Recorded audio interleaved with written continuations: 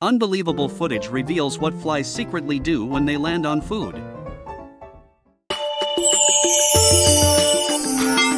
Hey there, you magnificent human. Let's dive into the wild world of flies. Yep, those pesky little buzzers that seem to pop up everywhere, from Asia to your backyard barbecue, everywhere.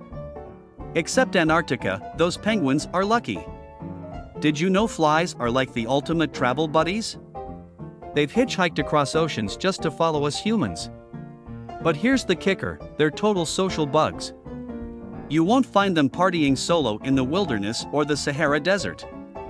Nope, they're all about human hangouts. Now, let's get to the big mystery of the insect world. Why do flies rub their legs? Drumroll, please. They're just cleaning themselves. Flies are basically walking around with hair all over their bodies. These leg hairs? They're like their radar for finding food and doing whatever fly business they're up to. And those legs need to be spick and span, so they give them a good rubdown whenever they can, kinda like a fly spot, eh? Oh, and get this, those legs are like mini tasting machines. Flies taste stuff with their feet. Imagine landing on your next meal and giving it a little foot lick before chowing down. And if their meal is a bit chunky, they whip up a special smoothie. They throw up some digestive juices that turn it into a liquid meal fit for a fly feast. But here's the catch, flies aren't exactly the cleanest creatures. They're basically like miniature garbage trucks, hanging out on rotting food and dumpsters. So, when they stroll over to your sandwich, they're not just serving up a side of you, they're spreading germs too. Like, the kind that can make you seriously sick. Now, don't go swatting them like a madman or woman. Flies might be annoying, but they're not all bad. They're pollinators, recycling champs, and even dinner for other critters. Without them, the whole ecosystem could go haywire.